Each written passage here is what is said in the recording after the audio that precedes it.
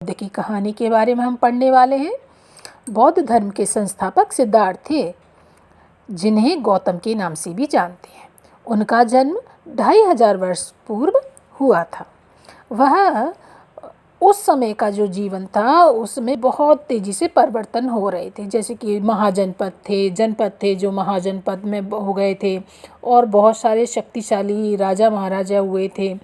बहुत सारे उस समय बदलाव आ रहे थे। तो बहुत सारे जो विचारक थे वो इन परिवर्तनों को समझने का प्रयास कर रहे थे। वे जीवन के सच्चे अर्थ को जानना चाह रहे थे। तो एक जो बुद्ध थे वो क्षत्रिय थे और शाक्य नामक एक छोटे से गण से संबंधित थे। हमने ये सुना था ना, गण क्या होते हैं, तो वैसे ही वो शाक्य नामक गण से संबंध रखते थे। युवावस्था में ही उन्होंने ज्ञान की खोज में घर की जितनी भी सुख सुविधाएं होती हैं उनको छोड़ दिया था, त्याग कर दिया था। अनेक वर्षों तक वे घूमते रहे, भ्रमण करते रहे और अन्य विचारकों से मिलकर चर्चा करते रहे। आखिरकार में ज्ञान प्राप्ति के लिए उन्होंने खुद ही स्वयं का रास्ता ढूंढने का निश्चय कर लिया। फिर इसके बाद वो बोध गया गए, जो कि बिहार में है। तो बोध गया में एक पीपल के पेड़ के नीचे कई दिनों तक उन्होंने तपस्या की। आखिरकार में उन्हें ज्ञान प्राप्त हो गया। इसके बाद से वे बुद्ध के रूप में उनको पहचाना गया। इससे पहले वो क्या नाम था उनका? सिद्धार्थ। लेकिन फिर जब उनको ज्ञान मिल गया तो वो बुद्ध के रूप में भी जाने लगे। तो यहाँ से वे वाराणसी के निकट स्थित सारनाथ में गए, जहाँ उन्होंने पहली बार उपदेश दिया। कुशीनारा में मृत्यु से पहले का शेष जीवन उन्होंने पैदल ही एक स्थान से दूसरे स्थान की यात्रा करके और लोगों को शिक्षा देने में अपना सारा जीवन था वो बिताया। बुद्ध ने बहुत सारी शिक्षाएं दी यहाँ से वहाँ घूम घूम कर। तो बुद्ध ने क्या शिक्षाएं दी होंगी? तो गौतम बुद्ध ने कहा कि ये शिक्षा दी कि जो जीवन है वो कैसा है। जीवन कष्टों और दुखों से भरा है, और ऐसा हमारी इच्छाएं होती हैं, लालसाएं होती हैं, उसके कारण होता है। क्योंकि इच्छा और लालसाएं कभी खत्म नहीं होती। जब हमारी कोई भी एक इच्छा हुई वो पूरी हो जाती है तो हमारे अंदर से फिर दूसरी इच्छा शुरू हो जाने लगती है। कि जैसे कि देखिए कि किसी के पास एक ड्रेस ले ली है ना, तो हमारे पास वो ड्रेस आ गई, किसी ने ड्रेस मंगाई, लेकिन हमने फिर किसी और को देखा, अरे वाह इसकी ड्रेस तो और भी अच्छी है। तो फिर मन में क्या हुआ, एक लालसा फिर से पैदा हुई कि नेक्स्ट टाइम हम इसी तरह का कोई एक ड्रेस ले लेंगे अपने लिए। लेकिन अगर फिर समय बीतता गया, वो ड्रेस आपने ले भी ली, लेकिन फिर एक और नया उसमें आ गया। तो इस तरह से जो इच्छाएं होती हैं वो कभी ख़त्म नहीं होती। तो इस तरह से, और फिर क्या होता है, दुखों से भरा ये जीवन हो जाता है। ये तो छोटा सा उदाहरण था बच्चों के लिए, है ना।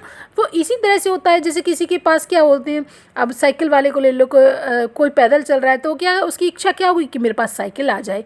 फिर साइकिल आने पर उसकी क्या इच्छा होगी, भाई टू व्हीलर कोई एक गाड़ी हो तो वो गाड़ी भी ले लेगा। लेकिन फिर क्या उसकी इच्छा हुई, फिर उसने सोचा कि भाई टू व्हीलर तो है, थ्री व्हीलर हो जाए, फोर व्हीलर हो जाए। तो यानी कि उसकी इच्छाओं का कोई अंत नहीं है ना। तो ये सब क्या है, लालसाएं, इच्छाएं, और इसके कारण क्या होता है, फिर उसका जीवन दुखी होता है, यानी कि संतुष्ट कभी नहीं होता। इस वजह से वो उसका जीवन दुखी ही बना रहता है। और कभी कभी हम जो चाहते हैं वो प्राप्त कर लेने के बाद भी संतुष्ट नहीं हो पाते और अधिक से अधिक वस्तुओं की पाने की इच्छा करने लगते हैं। बुद्ध ने इस चीज़ को क्या कहा है, लिप्सा, तृष्णा, है ना। तो ये कहा है। तो इसी चीज़ को और अधिक चाहने की जो चाह होती है उसको लिप्सा या तृष्णा कहा गया है।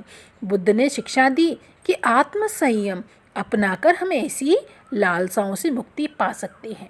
उन्होंने लोगों को दयालु तो होना ही चाहिए, तो लोगों को दयालु होने और मनुष्यों के साथ साथ जो पशु होते हैं, जानवर होते हैं, उनका भी आदर करने की शिक्षा दी कि जीवन हम लोगों मनुष्य के लिए भी है तो पशुओं के लिए भी ये वो जीवन है, तो हमारा सम्मान होता है, वैसे ही जानवरों का भी सम्मान किया जाना चाहिए, उनको मारना नहीं चाहिए।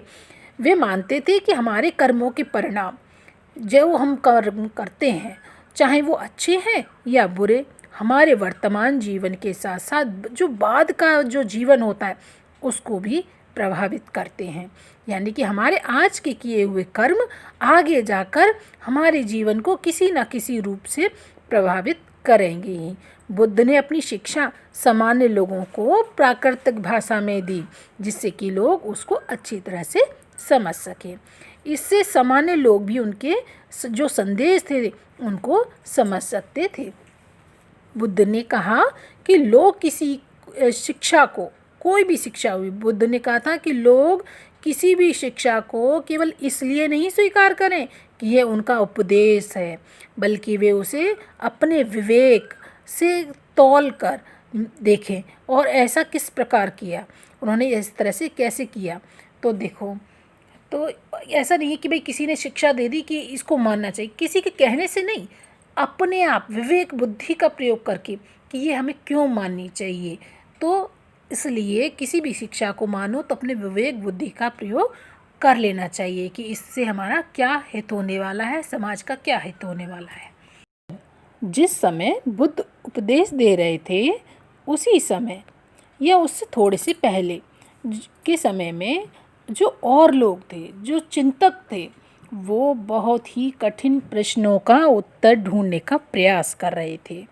उनमें से कुछ मृत्यु के बाद के जीवन के बारे में जानना चाहते थे कि आखिर मृत्यु होने के बाद होता क्या है, जबकि कुछ लोग थे वो ये जानने का प्रयास कर रहे थे कि जो यज्ञ होते हैं उनकी उपयोगिता के बारे में, कि क्या इनकी क्या उपयोगिता होती होगी यज्ञों की, तो उनके बारे में जानने की इच्छा रख रहे थे, वो उत्सुक थे उसके बारे में जानने के लिए।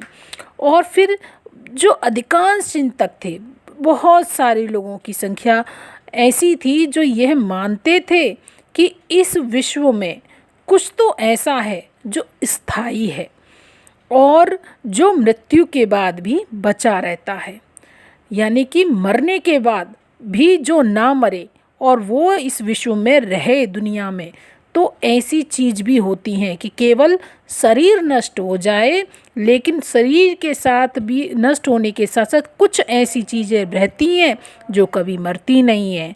तो उन्होंने इसका वर्णन आत्मा तथा ब्रह्म अथवा सार्वभौम आत्मा के रूप में किया है। वे मानते थे कि आत्मा तथा ब्रह्म एक ही हैं, ये एक दूसरे से अलग नहीं है। शरीर नष्ट हो जाता है मरने के पश्चात, लेकिन एक आत्मा जो होती है वो हमेशा अमर रहती है, वो कभी खत्म नहीं होती, और वो आत्मा ईश्वर यानी कि ब्रह्म का ही एक अंश है, उसी का एक हिस्सा है। ऐसे कई विचारों का संकलन, इस तरह के जो संकल्प विचार हैं उनका जो एक संकलन है वो उपनिषदों में हुआ है। उपनिषद क्या होते हैं?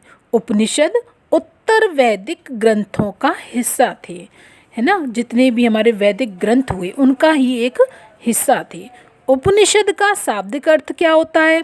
उपनिषद यानी कि गुरु के समीप बैठना, गुरु से शिक्षा लेना। इन ग्रंथों में क्या होता था कि जो अध्यापकों, जो गुरु होते थे और विद्यार्थियों के बीच में बातचीत का संकलन किया गया है। जो भी बातचीत होती है, जैसे गुरु और छात्र, है ना, उनके बीच में जो भी संवाद होते हैं उन चीज़ों को इसमें संकलन किया गया है, इसमें लिखा गया है।